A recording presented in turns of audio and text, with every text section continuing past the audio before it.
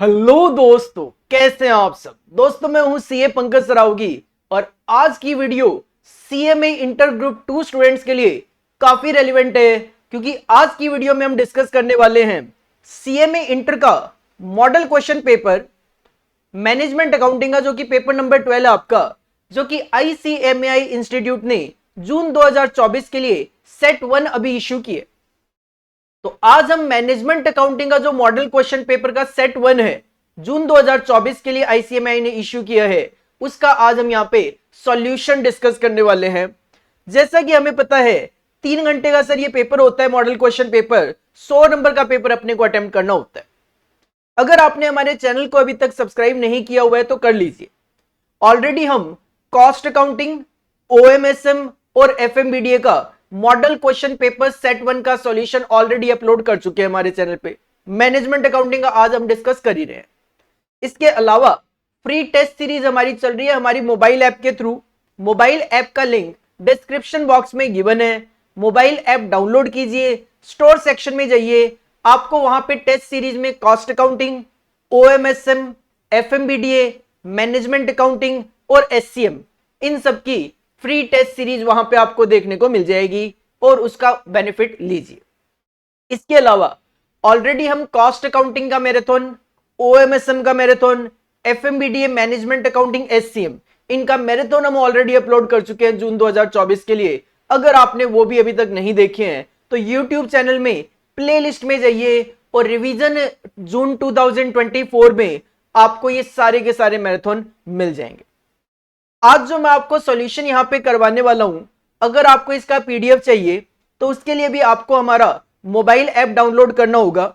Mobile app download कीजिए, store section में जाइए, वहां पे आपको दिखेगा एमक्यूपी मॉडल क्वेश्चन पेपर जून 2024 और उसके अंदर से आप जो भी आपको एमक्यूपी का सॉल्यूशन चाहिए, cost accounting, OMSM, एफएमबीडीए already upload हो चुका है, मैनेजमेंट अकाउंटिंग हम यहाँ पे डाल देंगे, क्वेश्चन पेपर भी वहां से मिल जाएगा। ये वाला आपको सॉल्यूशन जो मैं आपको करा रहा हूं उसका भी आप वहां से पीडीएफ डाउनलोड करके अपने पास रख सकते हो।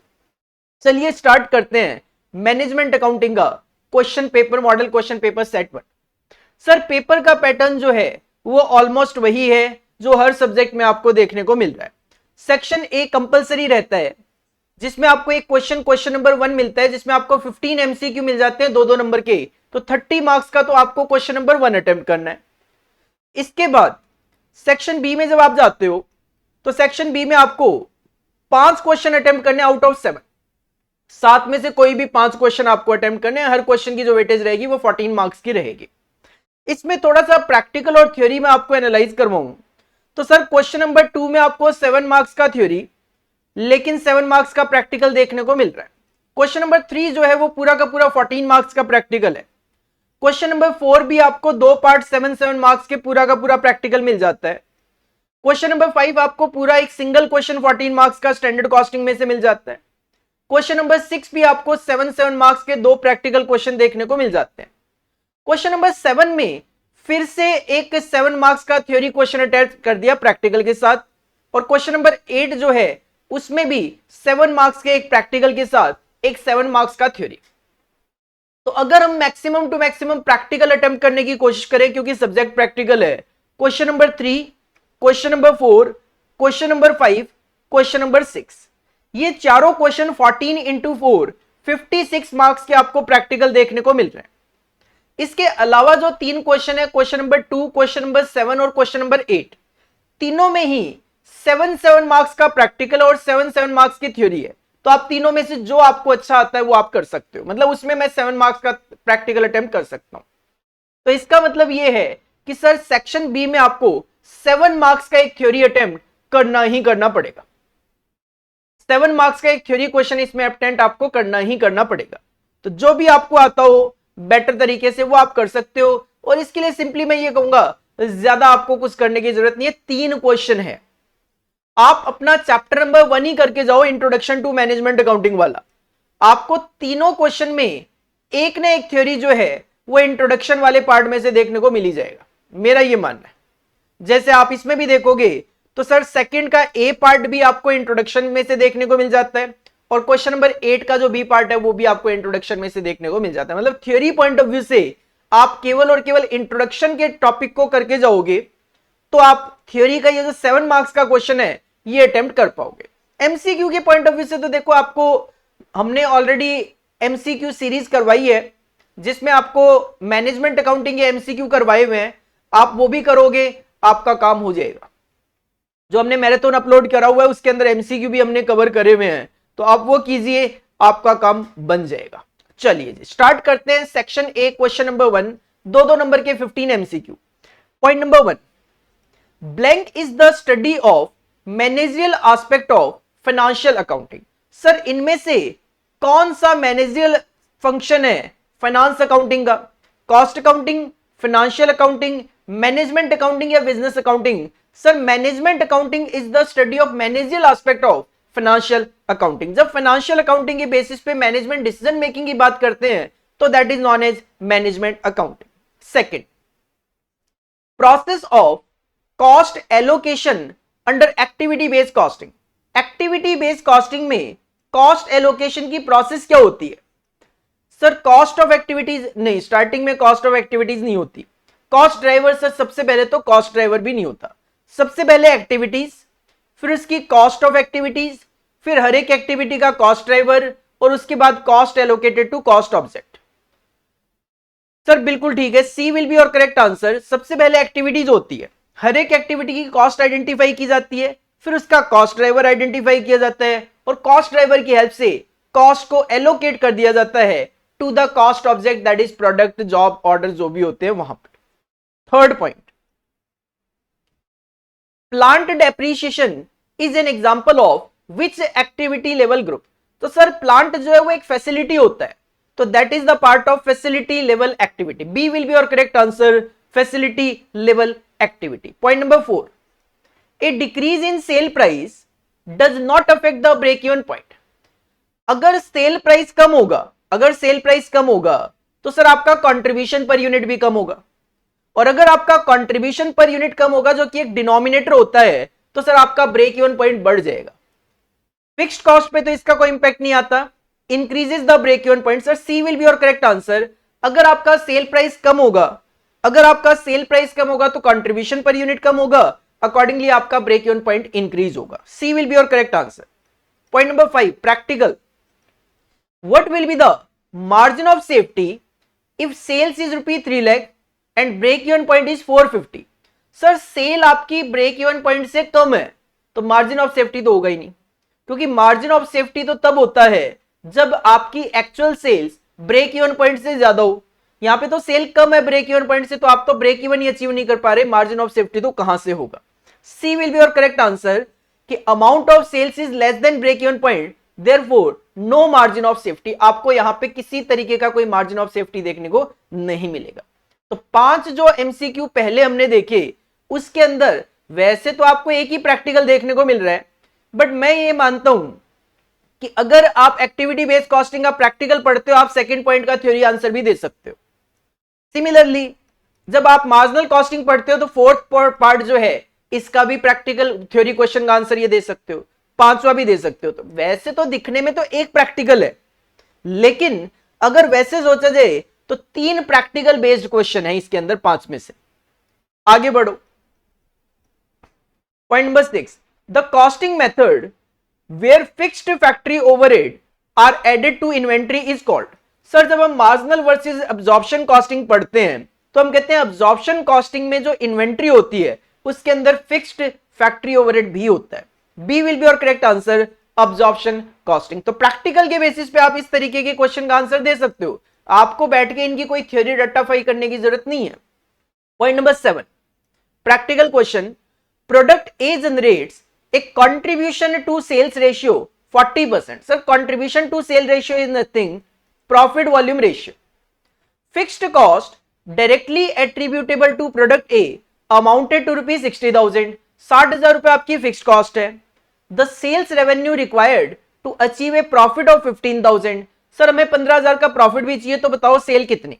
तो सिंपल सी बात है, सेल का फॉर्मूला आप यहां पे यूज करोगे fixed cost plus profit upon में पीवी रेशियो। फिक्स्ड कॉस्ट आपकी 60,000, प्रॉफिट आपका 15,000 का और पीवी रेशियो आपका 40% का। ये आ जाएगा 1,87,500, 1,87,500. C will be your correct answer, 187,500. Next, point number 8. Again a practical question. M group has two divisions, division P or division Q. Division P manufactures an item that is transferred to division Q. Sir, transfer pricing का question है. The item has no external market, कोई बाहर नहीं बेच सकते माल को, and 6,000 units produced are transferred internally each year. 6,000 unit आप internally transfer कर रहे हो. The cost of each division are as follows.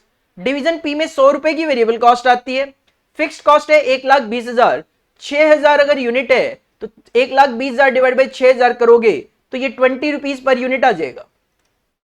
Similarly Q में कॉस्टिंग गिवन है. Head office management decided that a transfer price should be set that provide a profit of 30,000 to division P. Head office का कहना है कि P को 30,000 रुपए का profit भी कमाने दो. अगर आप 30,000 का प्रॉफिट कमाओगे 6,000 यूनिट पे तो 5 रुपए पर यूनिट का प्रॉफिट कमाओगे. तो क्वेश्चन आता है what should be the transfer price पर यूनिट. सर 100 रुपए वेरिएबल कॉस्ट, 20 रुपए की फिक्स कॉस्ट 120 और 5 रुपए का प्रॉफिट 125 रुपए. तो sir B will be your correct answer 125. 125 रुपए आपका आंसर होगा. B will be your correct answer. Next 9th point. Which one of the following is not considered as a method of transfer pricing. Sir इनमें से transfer pricing का कौन सा method नहीं है. नेगोशिएटेड ट्रांसफर प्राइसिंग होता है, मार्केट प्राइस बेस्ड भी होता है, fixed cost based transfer pricing कुछ भी नहीं होता. C will be your correct answer. Opportunity cost based भी हम लेते हैं, बेनिफिट लॉस्ट भी हम लेते हैं. Next 10th. If standard cost is greater than actual.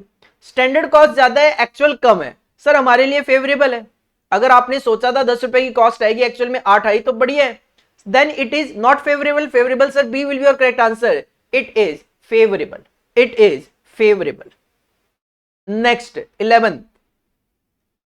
What is the labour rate variance if standard hours for 100 unit of output are 400 at the rate of 2 per our. कहते हैं labour rate variance निकाल के बताना.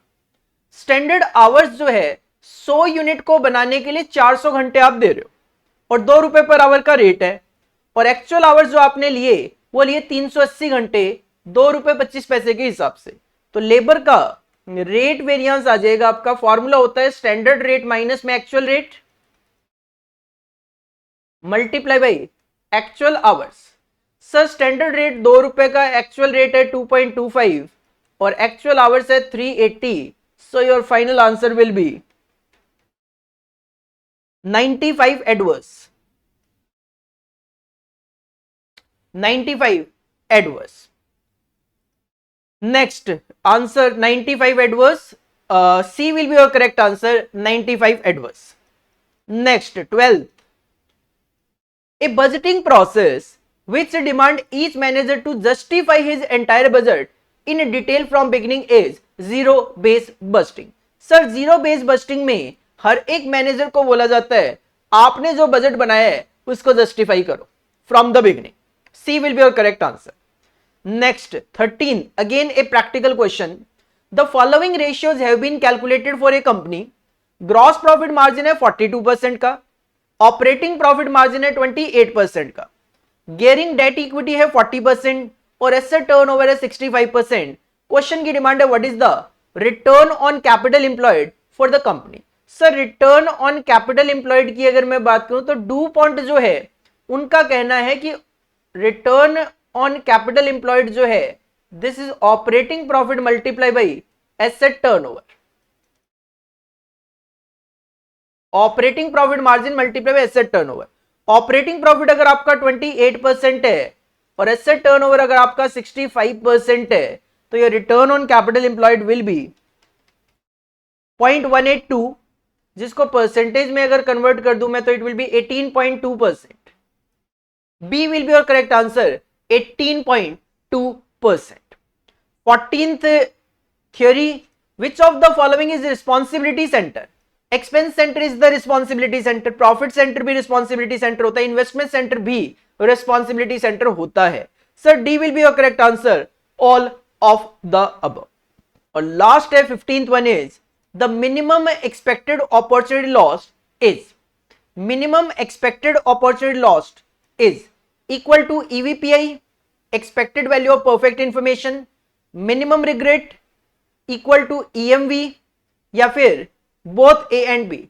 Sir D will be your correct answer, equal to EVPI and minimum regret. ये जो मैंने आपके सामने 15 एमसीक्यू रखे हैं, इनके आंसर मैंने यहां पे लिख दिए हैं। 1 से लेकर 15 तक ABCD जो भी बन सकता था वो मैंने यहां पे भी लिख दिया है और पेपर में भी कर दिया। ये क्वेश्चन पेपर भी आप वहां से डाउनलोड कर सकते हो हमारी मोबाइल ऐप से, और जो सॉल्यूशन है वो भी आप यहां पे हमारी मोबाइल ऐप डाउनलोड करके स्टोर सेक्शन में जाइए, MQP जून 2024, आप वहां से कंटेंट में से ये डाउनलोड कर सकते हो, फ्री ऑफ कॉस्ट है। प्राइस आपको वहां पे देखने को मिल सकता है क्योंकि मजबूरी होती है, स्टोर सेक्शन है उसमें प्राइस डालना मजबूरी है, बट वो आपको फ्री ऑफ कॉस्ट वहां पे देखने को मिलेगा। बाकी आपको अगर रीजनेबल प्राइसेस पे कोई वीडियोस खरीदनी है, कोर्सेज खरीदने हैं, तो वो भी आपको वहां पे रीजनेबल प्राइसेस में देखने को मिल जाएंगे। इसके बाद अगर आप सेक्शन बी की तरफ बढ़ते हो तो सर 7 में से 5 क्वेश्चंस अपने को अटेम्प्ट करने हैं। हर क्वेश्चन की वेटेज 14 मार्क्स की है, जिसमें अगर मैं बात करूं क्वेश्चन नंबर 2 की, तो क्वेश्चन नंबर 2 में पहला थ्योरी ए पार्ट 7 मार्क्स के लिए, describe the functions of A management accountant in modern business world. आप अपना इंट्रोडक्शन टू मैनेजमेंट अकाउंटिंग का टॉपिक निकालिए, उसमें आपको सीधा सीधा इसका आंसर मिल जाता है। और जो 2 का बी पार्ट है, 2 का जो बी पार्ट है, that is given from activity based costing topic, activity based costing chapter. Question number 2b, A manufacturing company has 3 accounts clerks responsible for processing purchase invoices of supplier। एक company में 3 employees है, simple सी बात करूं, जो कि responsible है किसके लिए? जो भी सप्लायर के इनवॉइसेस होते हैं उसको प्रोसेस करने के लिए। Each clerk is paid A salary of ₹1,50,000 per annum, तीनों की मिला के 4.5 lakh, and is capable of processing 5,000 purchase invoice per year, तीनों मिला के 15,000। 1.5 लाख रुपए की सैलरी, 5,000 इनवॉइस वो कर सकते हैं, मतलब तीनों की मिला के 4.5 लाख की सैलरी और 15,000 इनवॉइस जो है उसको प्रोसेस किया जा सकता है। In addition to the salary के अलावा the company spend ₹45,000 per year for printing of forms, postage etcetera. इसके अलावा 45,000 रुपए पूरे साल में फॉर्म्स, पोस्टेज, इनकी प्रिंटिंग वगैरह के खर्चे लग जाते हैं। Assuming that 15,000 purchase invoice are processed, capacity भी यही थी, एक बंदा 5,000 कर पाता तो तीनों मिला के 15,000, और आप मान के चलो कि कंपनी 15,000 इनवॉइस प्रोसेस कर रही है during the year. Assuming that 15,000 purchase invoices are processed, लेकिन ड्यूरिंग द ईयर इस साल क्या हुआ? 12,500 परचेज इनवॉइसेस वर प्रोसेस्ड। एक पर्टिकुलर ईयर में केवल 12,500 ही इनवॉइस आपने प्रोसेस किए।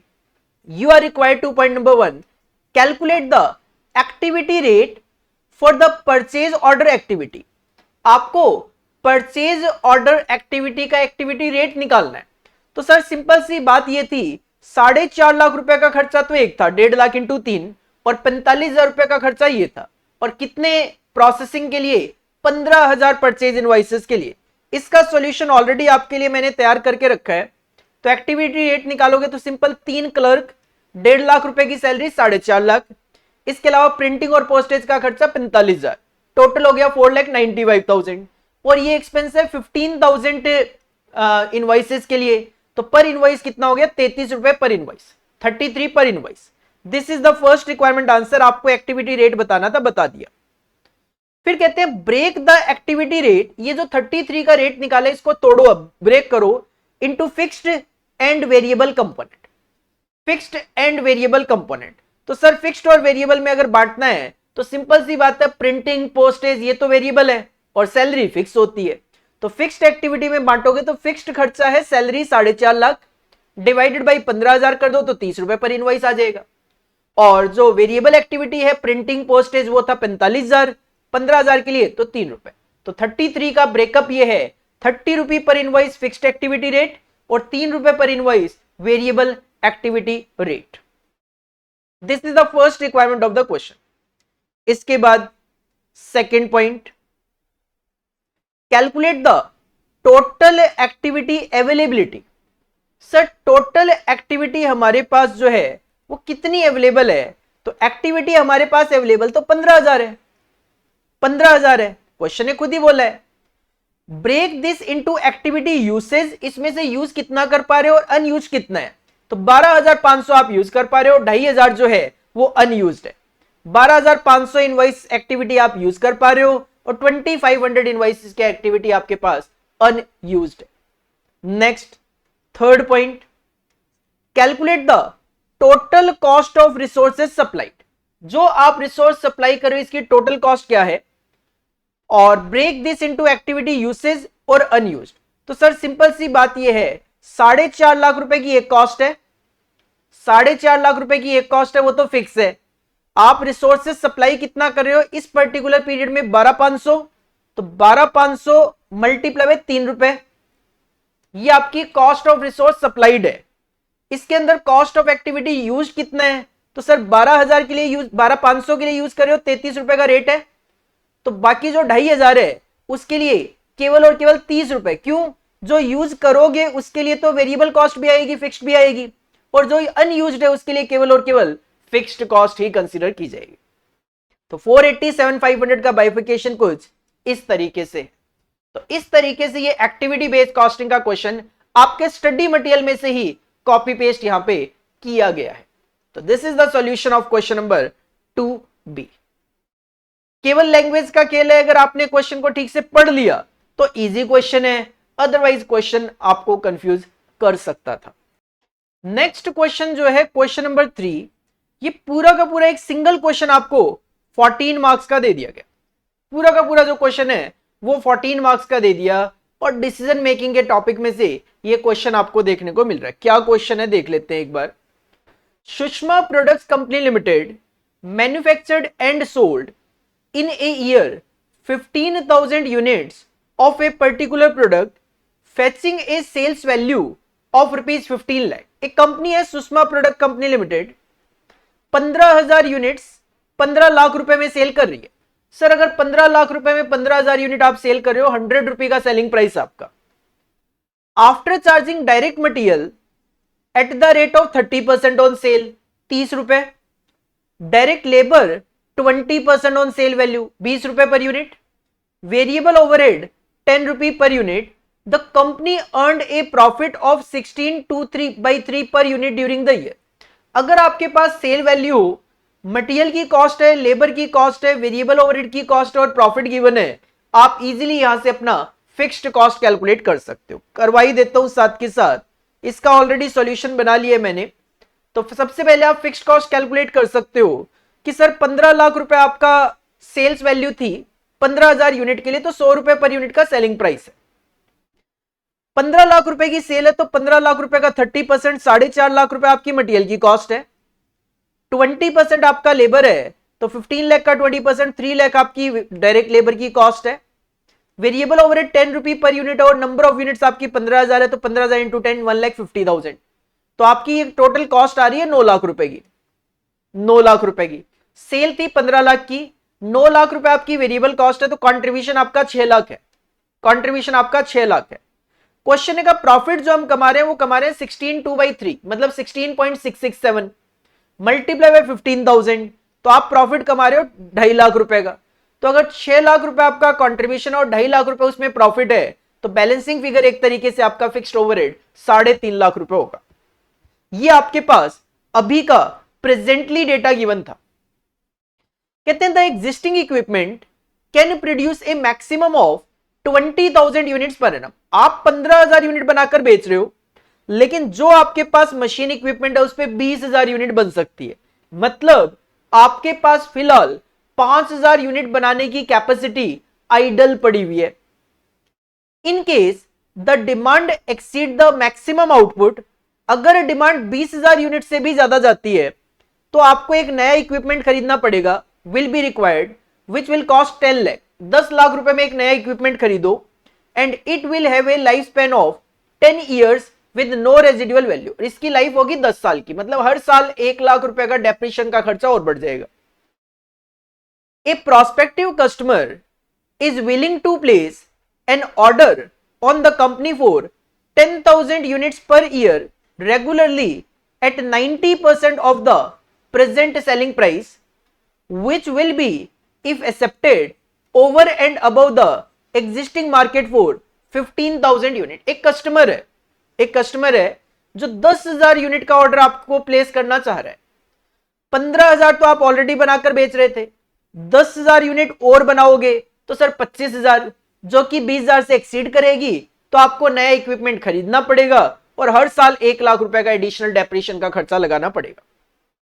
इसके अलावा जो सेलिंग प्राइस देगा वो आपको 100 रुपए पूरा नहीं देगा, 90% ही देगा, मतलब 90 रुपीज के अकॉर्डिंगली आप 10,000 यूनिट सेल कर पाओगे।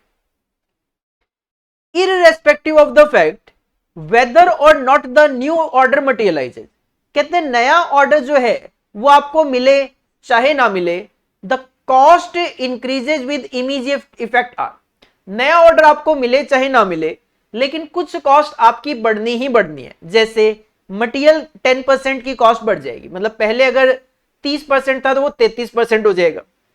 25% लेबर, मतलब 20% था तो वो 20 का 25% 25% हो जाएगा। 50,000 रुपए आपकी फिक्स कॉस्ट बढ़ जानी है, मतलब पहले जो 3.5 लाख रुपए था वो अब 4 लाख रुपए हो जाएगा।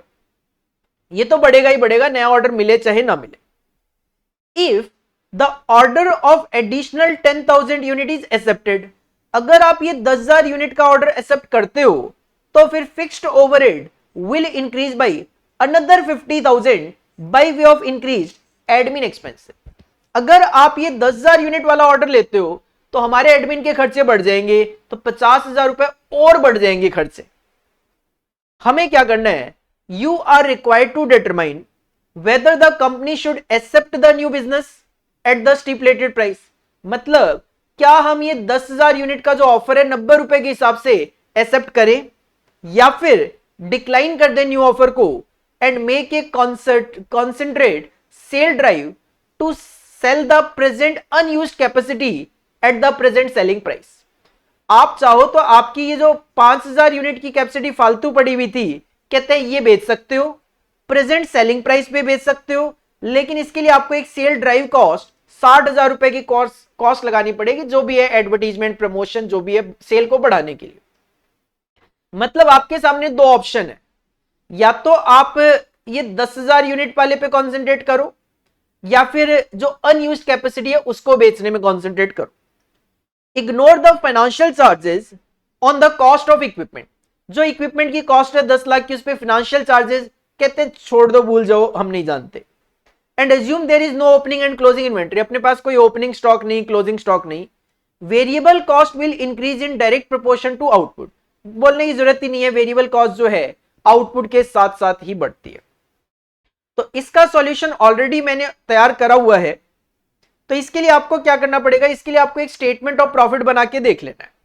पर्टिकुलर्स, एक तो प्रेजेंट कैपेसिटी ले लेंगे जो अभी हम बनाकर बेच रहे हैं, जो कि 15,000 यूनिट है।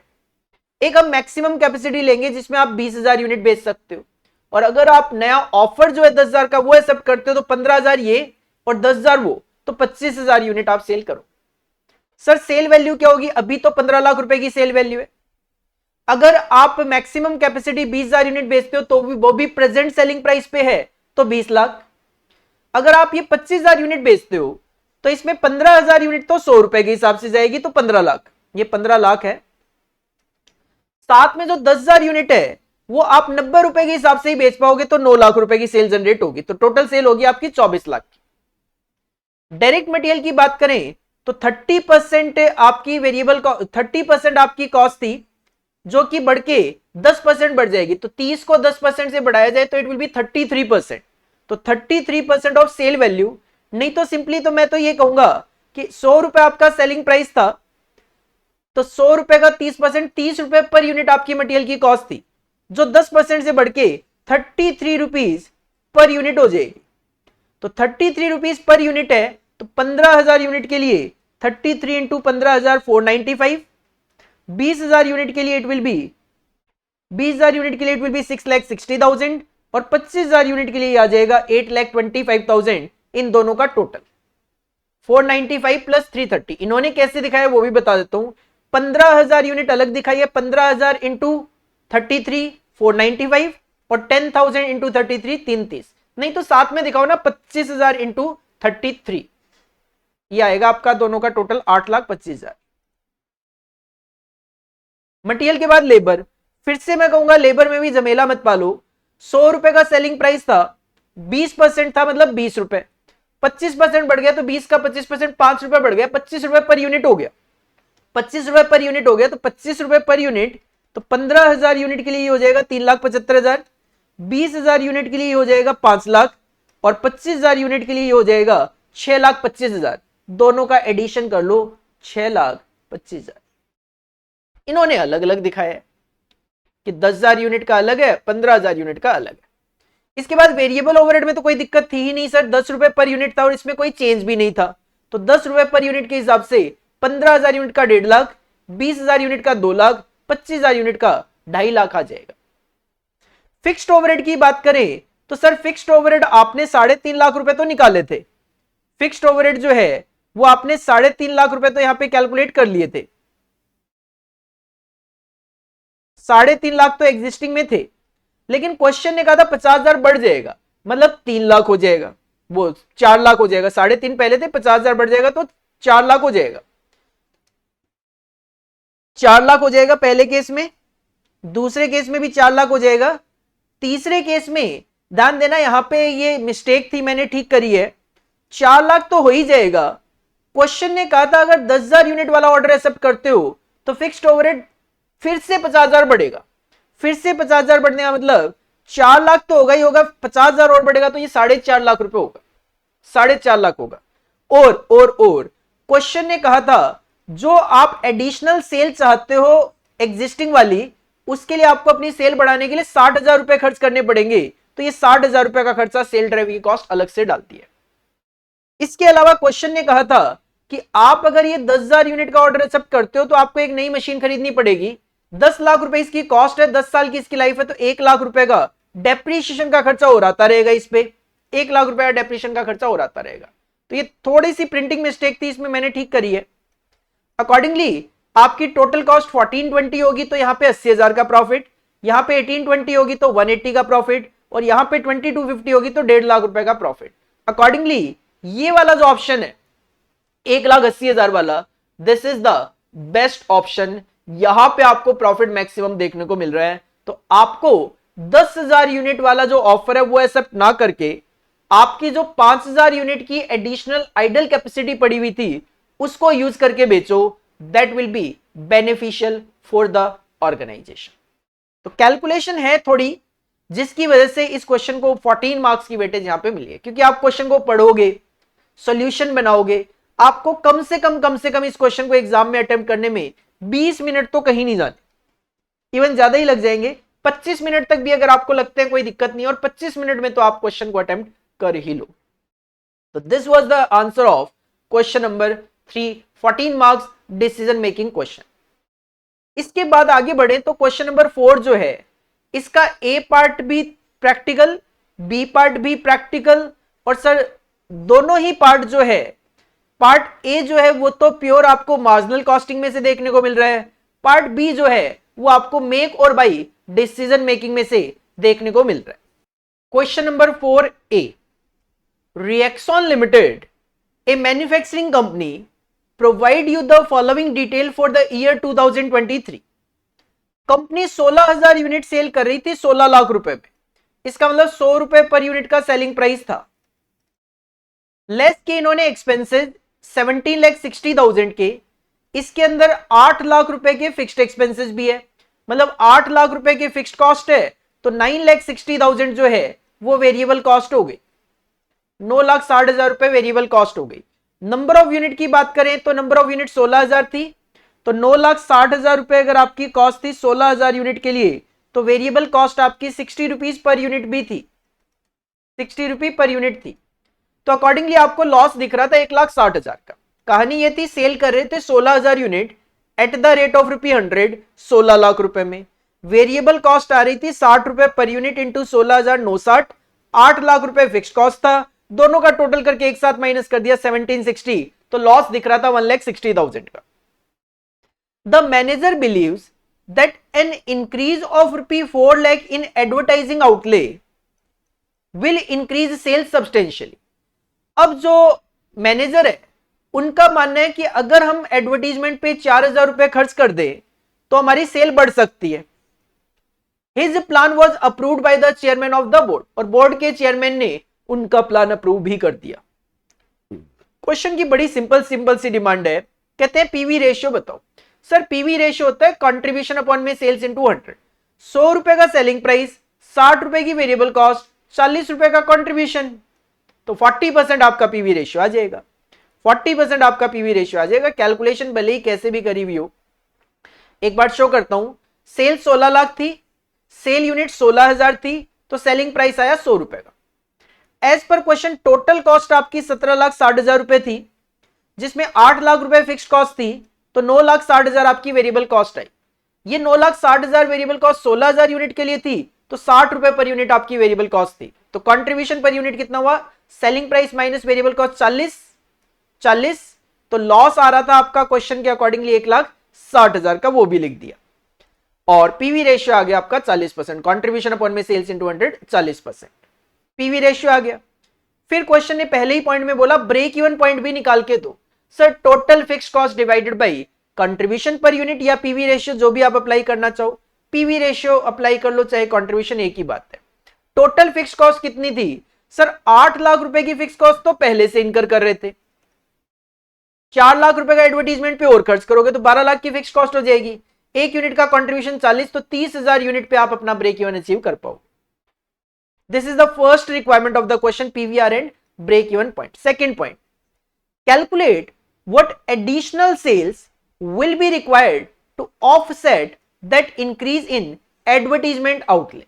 कहते हैं एडवर्टीजमेंट पे जो 4 लाख रुपए आप लगा रहे हो, इसको सेट ऑफ करने के लिए कितनी एडिशनल यूनिट बेचनी पड़ेगी?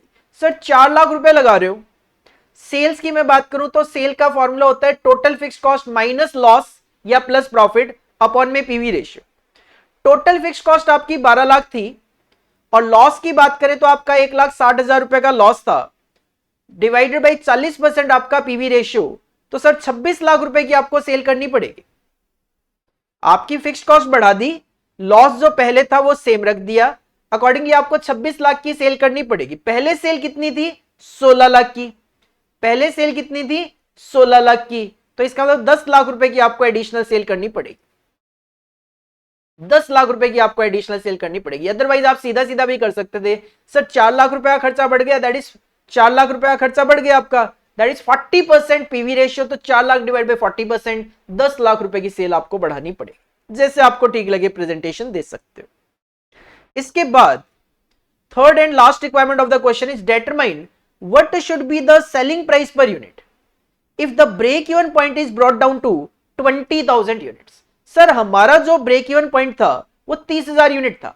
अगर ये 20,000 करना हो तो सर इसी फॉर्मूले में ब्रेक इवन पॉइंट 20,000 रख लो और सेलिंग प्राइस आप कैलकुलेट कर दो. फॉर्मूला होता है break even point is equal to total fix cost divide by contribution per unit.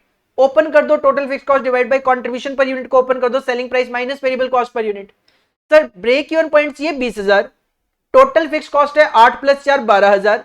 अब सेलिंग प्राइस निकालना है तो एक्स लिखो, वेरिएबल कॉस्ट 60 रुपए थी, इसको सॉल्व करोगे आपको आपका नया सेलिंग प्राइस 120 रुपए मिलेगा. अगर आप अपना सेलिंग प्राइस 120 रुपए कर देते हो तो आपका ब्रेक इवन पॉइंट 20,000 यूनिट का होगा. सेम क्वेश्चन आपके एग्जाम में ऑलरेडी आ चुका है, एमक्यूपी में इन्होंने डाल दिया है. तो एग्जाम का क्वेश्चन है, ऑलरेडी हम अपनी क्लासेस में इस क्वेश्चन को करवा रहे हैं. एज इट इज क्वेश्चन आपको अपने नोट्स में जाके देखने को मिल जाएगा. मार्जिनल कॉस्टिंग के चैप्टर में जाओ और नोट्स में आपको ये क्वेश्चन देखने को मिल जाता है. Question number 4B. ये जो क्वेश्चन नंबर 4B है that is from decision making or make or buy का क्वेश्चन है. XYZ company purchases 40,000 glass cases per annum from an outside supplier at ₹5 each. एक कंपनी है, ग्लास केसेस परचेज करती है per annum 40,000, 5 रुपए के accordingly खरीद रही है. The production manager feels that these should be manufactured and not purchased. Production manager का कहना है क्यों ना हम इसको खुद बनाएं. इसके लिए आपको एक मशीन की जरूरत पड़ेगी जिसकी कॉस्ट होगी 1 लाख रुपए, कोई साल्वेज वैल्यू नहीं है. Will be required to manufacture the item within the factory. 1 lakh रुपए की मशीन चाहिए। The machine has an annual capacity of 60,000 units and life of 5 years. 1 lakh रुपए की मशीन, 5 साल की लाइफ, मतलब 20,000 रुपए का खर्चा 1 साल का। 20,000 रुपए का खर्चा 1 साल का, 60,000 यूनिट तक आप उसमें बना सकते हो। The cost required for manufacture of each glass case is as follows. Material का खर्चा 2 रुपए का लगेगा, लेबर 1 रुपए का, variable overhead 100% of labour cost, मतलब ये भी 1 रुपए लगेगा। You are required to solve and decide. Point number 1, should the company continue to purchase the glass cases from outside supplier और should it make them in the factory. आपको बताना है make या बाई। सर बाई में तो कोई headache नहीं है, 5 रुपए लगेंगे। अगर बनाओगे 2 रुपए ये लगेगा, 1 रुपए ये लगेगा, 1 रुपए ये लगेगा, साथ में 20,000 रुपए का हर साल डेप्रिसिएशन। और फिलहाल आप 40,000 ग्लासेस बनाओगे, ग्लास केसेस बनाओगे, तो 40,000 रुपए में 20,000 मतलब 50 पैसे का वो खर्चा। तो इसका भी सॉल्यूशन मैंने आपके लिए बना लिया है। परचेज करेंगे तो 5 रुपए, बनाओगे तो 2 रुपए मटेरियल, 1 रुपए लेबर, 1 रुपए ओवरहेड। डेप्रिशिएशन लगेगा, 1 लाख रुपए की मशीन है, 5 साल की लाइफ है, 20,000 का डेप्रिशिएशन, 40,000 केसेस बनाओगे तो 40,000 पे 20,000 का खर्च मतलब 50 पैसा पर यूनिट, तो 4.5 बनाओगे तो 4.5 रुपए लग रहा है, खरीद के लाओ तो 5 रुपए लग रहा है। तो सर बनाओ ना, सिंपल सी बात है। Manufacturing will be your answer. और सेकंड पॉइंट भी सिंपल है, कहते हैं should the company accept an order to supply 10,000 glass cases to the market at a selling price 4.5 रुपए पर यूनिट। कोई आपसे 10,000 ग्लास केसेस खरीदने आ जाए, 10,000, तो क्या बेचोगे 4.5 में? देखो मेरी कैपेसिटी तो ज्यादा है, बना तो सकता हूं। अब इस केस में क्या होगा, सर मटेरियल लगेगा 2 रुपए का, लेबर लगेगी 1 रुपए की, वेरिएबल ओवरहेड लगेगा 1 रुपए का, वेरिएबल ओवरहेड लगेगा 1 रुपए का। और फिक्स्ड कॉस्ट की अगर मैं बात करूं तो या तो बिल्कुल कंसीडर नहीं किया जाएगा, और करोगे भी तो टोटलिटी में अगर मैं बनाऊं तो मैं कहूंगा सर अब जो 20,000 रुपए का डेप्रिसिएशन है, वो 40 प्लस 10 50,000 रुपए बन जाए तो भी ये 40 पैसा ही आएगा। तो फिर 4.4 मतलब 4 रुपए 40 पैसे की कॉस्ट आएगी, और 4.5 में बिक रहा है, खरीद लो। और अगर आप इंक्रीमेंटल बेसिस पे बना रहे हो तो 2-1-1 केवल 4 रुपए की कॉस्ट आएगी, 4.5 में बिकेगा, ले लो। मैंने टोटलिटी में बनाया तो 4 रुपए 40 पैसा, आप केवल इंक्रीमेंटल बेसिस पे बनाओगे 10,000 के लिए तो 2 रुपए 1 रुपए 1 रुपए, फिर ये डेप्रिसिएशन नहीं आएगा। तो अकॉर्डिंगली सिंपल सी बात है, आपको ये ऑर्डर एक्सेप्ट कर लेना चाहिए। तो आपको ग्लास केसेस मैन्युफैक्चर करने चाहिए, और बाहर से अगर 4.5 रुपए पर यूनिट में बिक रहा है तो बेच लो, आपको बेनिफिट ही होगा। इसके बाद अगर क्वेश्चन नंबर 5 की तरफ बढ़े तो सर क्वेश्चन नंबर 5 फिर से आपको एक पूरा का पूरा 14 मार्क्स का क्वेश्चन स्टैंडर्ड कॉस्टिंग में से मटेरियल वेरिएंसेस में से दे दिया गया। Question number 5, Z Limited manufactures a standard product and the standard mix of it is material X लगाओगे आप 60%, Y लगाओगे 40% एट द रेट ऑफ 15 और 10, तो नॉर्मल लॉस से in output is 20% of input due to shortage of material Y। ऐसा आपका standard कहता है। एक्चुअल में क्या हुआ, एक्चुअल रिजल्ट फॉर May 2023 वर, आपने एक्चुअल में मटेरियल X यूज किया 210 kg eight the rate of 16, material Y आपने यूज किया 190 kg eight the rate of 10.50, और एक्चुअल में आउटपुट आपको जनरेट हुआ है 330 kg का। You are required to calculate material cost, price, usage, mix और यील्ड। ये 5 तरीके के वेरिएंसेस आपको कैलकुलेट करके देने हैं। Sir one of the basic question, इस तरीके पता नहीं कितने सारे क्वेश्चन हम अपनी क्लासेस में डिस्कस करते हैं। हेडिंग पुट करी मैंने आंसर नंबर 5, और एक वर्किंग नोट बनाया, standard for standard output, standard for actual output, revise standard quantity और actual for actual output. Column लिए मैंने क्वांटिटी प्राइस अमाउंट स्टैंडर्ड के लिए, स्टैंडर्ड फॉर एक्चुअल आउटपुट के लिए क्वांटिटी प्राइस अमाउंट, आरएसक्यू में केवल क्वांटिटी और एक्चुअल में क्वांटिटी प्राइस और अमाउंट। 2 तरीके के मटेरियल एक्स और वाई। सर मैंने टोटल इनपुट एज्यूम कर लिया 100, अगर टोटल इनपुट 100 होगा तो 60 will be X, 40 will be Y, 60 will be X, 40 will be Y at the rate of ₹15 and 10 per KG. तो ये आपका स्टैंडर्ड फॉर स्टैंडर्ड आउटपुट बनके तैयार हो गया। देन क्वेश्चन ने कहा हमने एक्चुअल में 210 और 190 केजी रॉ मटेरियल यूज किया एट द रेट ऑफ ₹16 और 10.5, तो आपकी एक्चुअल मटेरियल की कॉस्ट आ गई जिसमें हमने 330 केजी का आउटपुट बनाया। सिंपली आप अपने स्टैंडर्ड को एक्चुअल के अकॉर्डिंगली कन्वर्ट कर लो। सिंपली आप अपने स्टैंडर्ड को एक्चुअल के अकॉर्डिंगली कन्वर्ट कर लो। कैसे? अगर 60 मटेरियल लगना था 80 के लिए तो 330 के लिए कितना, तो 60 divide by 80 into 330 247.5। Standard rate same, copy paste, amount आ गई। 40 divide by 80 into 330 165, standard rate, copy paste, amount आ गई। और ये आपका स्टैंडर्ड फॉर एक्चुअल आउटपुट बनके तैयार है। रिवाइज स्टैंडर्ड क्वांटिटी में क्या करना होता है, जो एक्चुअल क्वांटिटी का टोटल है 400, उसको स्टैंडर्ड रेशियो में बांटना है 3:2 में, तो ये आ गया 240 और 160। फॉर्मूला अप्लाई कर दो। Material cost variance, standard cost minus actual cost, standard cost है 5362.5 minus actual cost 5355, sir 7.5 favourable only. Material price variance formula होता है standard price minus actual price into actual quantity consumed. Material x और material Y दोनों के लिए calculation, sir standard price था 15 और 10, actual price 16 और 10.5, मल्टीप्लाई बाय एक्चुअल क्वांटिटी 210 और 190। आपको आपका प्राइस वेरिएंस पता चल गया, दोनों का इंडिविजुअल भी और टोटल भी 305 adverse. Material usage variance formula होता है standard quantity minus actual quantity multiply by standard price. Material x और वाई क्वांटिटी आपकी 247.5 और 165 माइनस 210 और 190 मल्टीप्लाई बाई 15 और 10। अकॉर्डिंगली आपको इंडिविजुअल भी पता चल गया और टोटल भी पता चल गया। सर यूसेज वेरिएंस और प्राइस वेरिएंस का जो टोटल होता है दैट इज कॉस्ट वेरिएंस, ये है 312.5 फेवरेबल और ये है 305 एडवर्स, तो नेट आ गया 7.5 फेवरेबल। आपकी कैलकुलेशन बिल्कुल ठीक है। इसके बाद आपको निकालना है मटेरियल मिक्स वेरिएंस फॉर्मूला होता है RSQ minus actual quantity 240 minus 210 into 15 and 160 minus 190 into 10। आपको इंडिविजुअल भी पता चल गया और टोटल भी पता चल गया।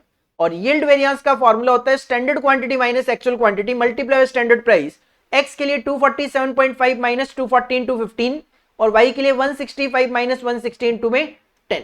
अकॉर्डिंगली आपको आपका यील्ड वेरिएंस भी पता चल गया, इंडिविजुअल भी और टोटल भी। सर यील्ड और mix is the equal to usage, ये है 162.5 फेवरेबल और ये है 150, तो दोनों मिलाओगे तो 312.5 फेवरेबल। तो इस तरीके से आप ये 14 मार्क्स का इजीली क्वेश्चन अटेम्प्ट कर सकते हो। टाइम जरूर लगेगा जब आप इसको सॉल्व करोगे, but one of the easiest question, गलती होने का कहीं कोई चांसेस नहीं है। इसके बाद जब आप क्वेश्चन नंबर 6 की तरफ बढ़ते हो तो क्वेश्चन नंबर 6 के भी दो पार्ट है। पार्ट ए जो है वो फिर से स्टैंडर्ड कॉस्टिंग में से फिक्स्ड ओवरहेड वेरिएंसेस, और बी जो पार्ट है that is from budget and budgetary control, flexible budget का एक 7 मार्क्स का क्वेश्चन आपके सामने रखा गया। Question number 6A, the following information is extracted from the records of अल्जोन limited, a manufacturing company using standard costing system for the month ending October 2023। आपको budget given है और एक्चुअल गिवन है। बजट में आपने सोचा था 10,000 रुपए का फिक्स्ड ओवरहेड का खर्चा होगा, बट एक्चुअल में 12,000 का हुआ। आप सोच रहे थे 2,000 यूनिट बनाएंगे, बट एक्चुअल में आपने 2100 यूनिट बनाई है।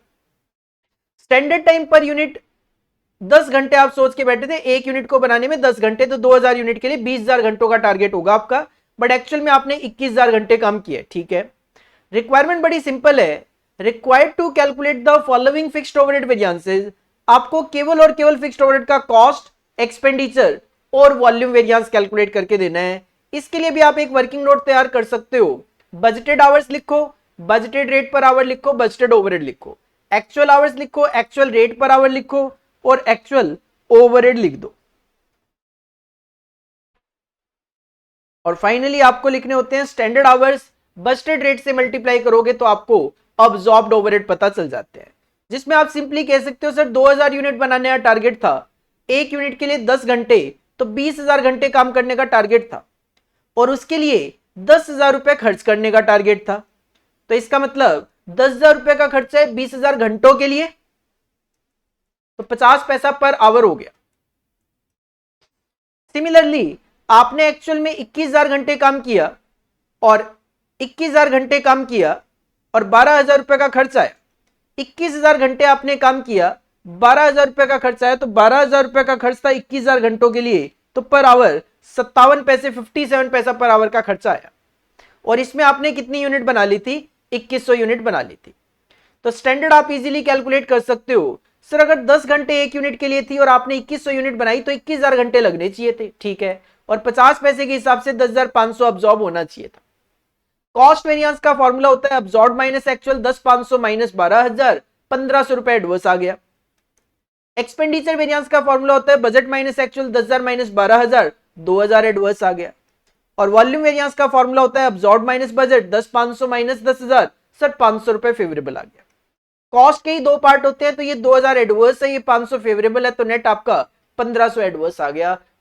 One of the easiest question from fixed overhead variances. But आप जब एग्जाम में करोगे आपको करने में 10 मिनट के आसपास इस क्वेश्चन को लग जाएंगे, प्रेजेंटेशन भी दोगे, कैलकुलेशन करोगे, फॉर्मूला लिखोगे, बट फिर भी मैं कहूंगा एक इजी क्वेश्चन है।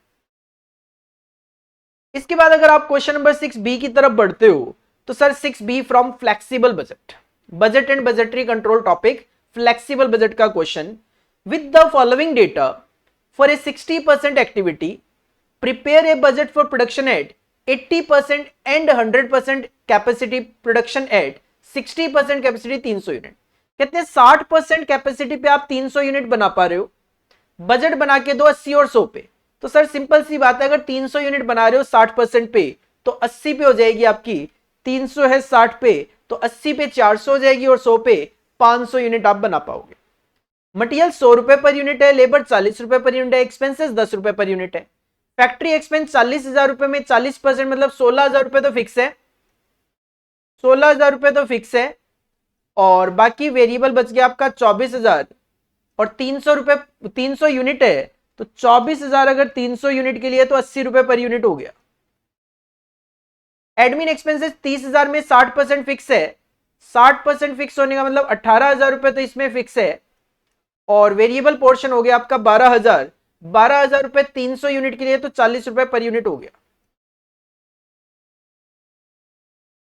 सर क्रक्स तो निकाल दिया क्वेश्चन के डेटा का, अब आप इजीली अपना फ्लेक्सिबल बजट शो कर सकते हो। पर्टिकुलर 60% कैपेसिटी प्रेजेंट है, 80 और 100 पे बनाना है, तो 60 पे 300 है तो 80 पे 400 हो गई, 100 पे 500 यूनिट हो जाएगी। मटेरियल का जो रेट है वो है 100 रुपए पर यूनिट, तो सर मल्टीप्लाई करना है 300 इंटू 100, 400 इंटू 100, 500 इंटू 100। लेबर की कॉस्ट की बात करें तो लेबर है 40 रुपए पर यूनिट, तो 300 इंटू 40, 400 इंटू 40, 500 इंटू 40। और इसके बाद एक्सपेंस है 10 रुपए पर यूनिट, तो 300 into 10, 400 into 10, 500 into 10। And factory expenses की बात करें तो 40,000 जिसमें फिक्स था 16,000, तो वो 16,000 जो फिक्स है वो तो फिक्स ही रह जाएगा, जो 16,000 फिक्स है वो तो फिक्स ही रह जाएगा। और वेरिएबल मैंने अलग से कर दिया था आपका 24,000, मतलब 80 रुपए पर यूनिट था, सिंपल सी बात ये थी। तो 300 into 80, 400 into 80, 500 into 80। And finally admin expense की बात करें तो 30,000 रुपए था जिसमें फिक्स था 18,000, तो सर 18,000 तो फिक्स आ जाएगा, और जो वेरिएबल वाला पोर्शन था वो 40 रुपए पर यूनिट था, तो 300 इंटू 40, 400 इंटू 40, 500 इंटू 40 ऐड कर दो, आपका एक्सपेंस बजट फ्लेक्सिबल बजट बनके तैयार है। तो one of the easiest question from budget and budgetary control for 7 marks.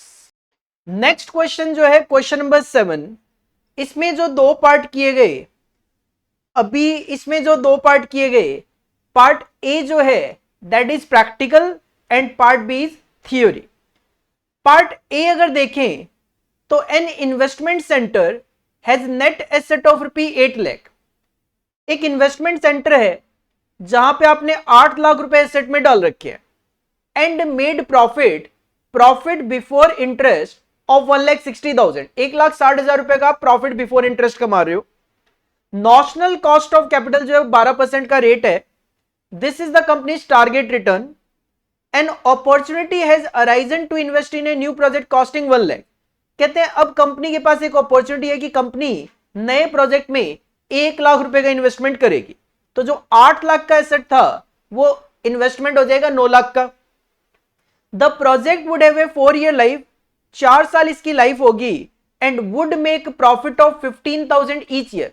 हर साल 15,000 रुपए का आप प्रॉफिट कमा पाओगे, हर साल आप 15,000 रुपए का प्रॉफिट कमा पाओगे, मतलब प्रॉफिट जो पहले 1,60,000 था वो अब 1,75,000 हो जाएगा। Required to compute point number A, what would be the return on investment with and without the investment. मतलब 1 लाख रुपए का इन्वेस्टमेंट करें तो आरओआई क्या होगा और नहीं करें तो क्या होगा। Base your calculation on opening book values, ये जो वैल्यूज गिवन है इसी पे करना है। Determine would the investment centre manager wish to undertake the investment, क्या इन्वेस्टमेंट करना है कि नहीं करना।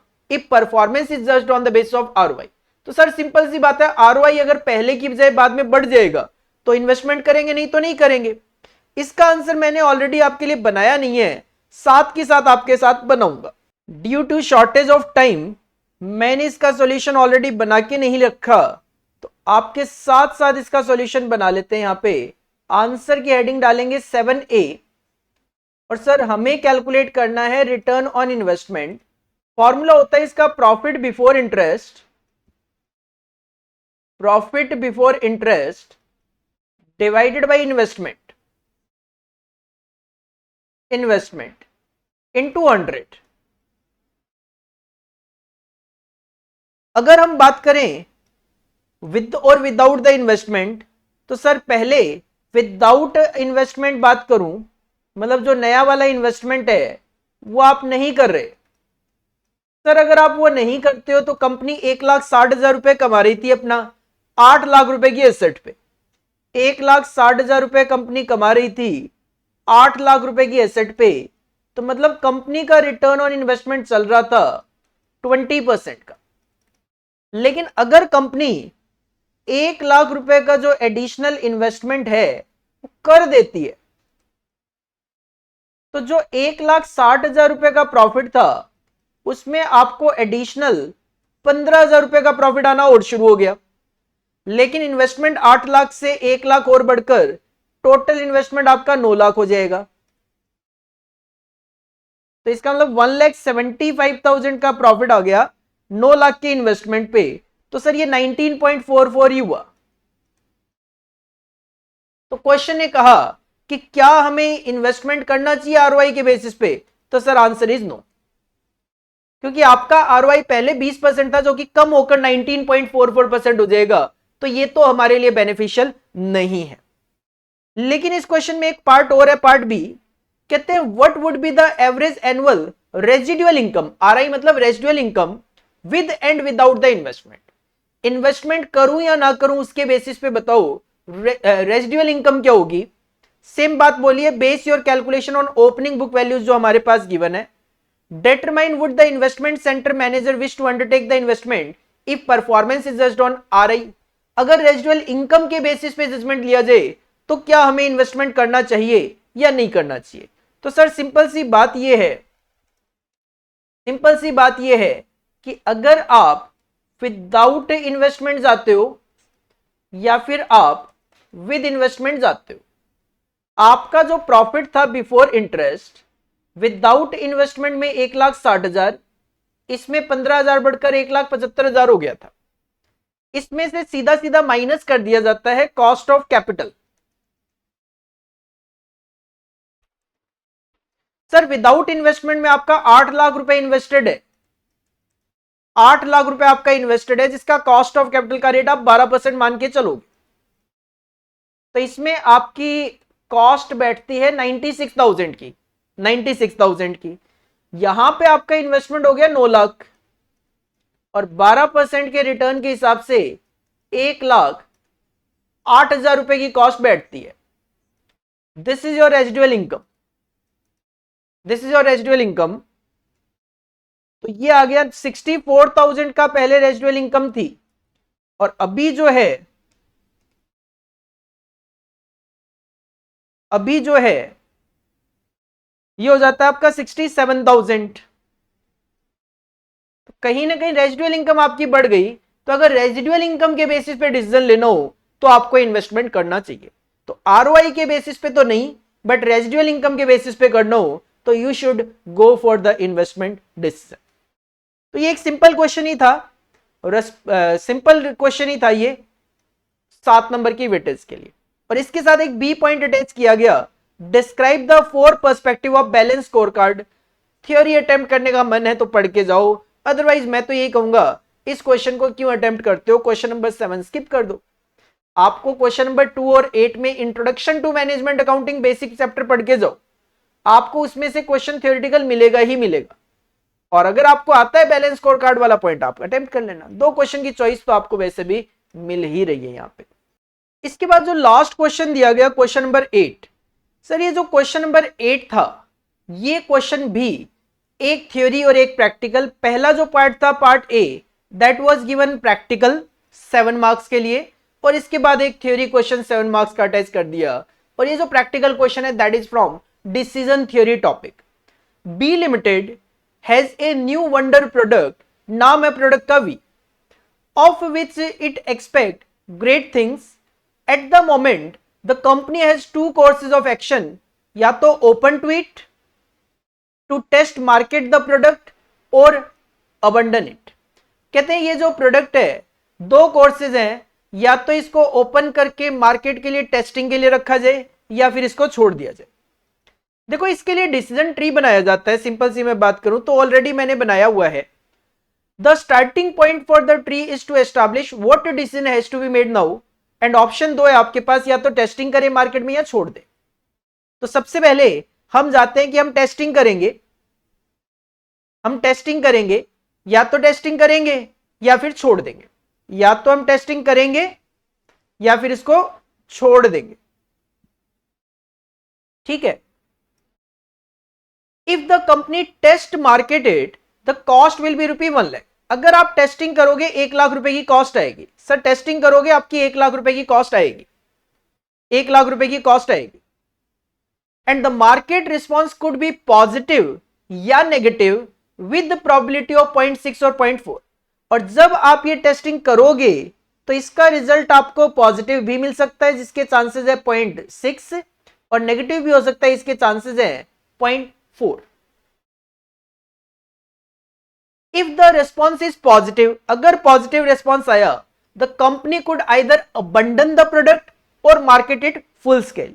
इसका मतलब अगर ये पॉजिटिव आया तो आपके पास 2 ऑप्शन है, या तो मार्केट द प्रोडक्ट या फिर abandon the product.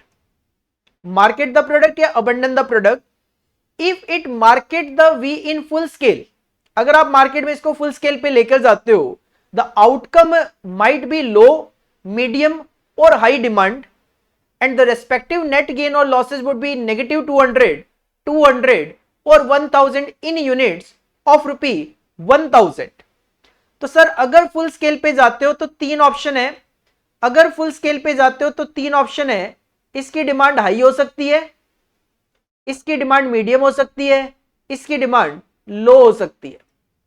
Low demand के केस में -200, मीडियम के केस में +200 और हाई के डिमांड में 1000 का आपको प्रॉफिट और लॉस मिलेगा। The result could range from A net loss 2 lakh, सारी फिगर थाउजेंड्स में थी, तो ये 2 लाख से लेकर 10 लाख रुपए तक है। मतलब ये 2 लाख है, ये 2 लाख है और ये 10 लाख है। दीज आउटकम है, प्रोबेबिलिटीज है इसकी 0.2, 0.5, 0.3, 0.2, 0.5 एंड 0.3 इज दिस प्रोबेबिलिटीज। ठीक है। If the result of the test marketing is negative and the company goes ahead, अगर नेगेटिव रिजल्ट आने के बाद भी कंपनी आगे जाती है एंड मार्केट द प्रोडक्ट, तो लॉस आपको 6 लाख के होंगे। अगर नेगेटिव है फिर भी कंपनी मार्केट के लिए जाती है तो 6 लाख रुपए की कंपनी को लॉस होंगे।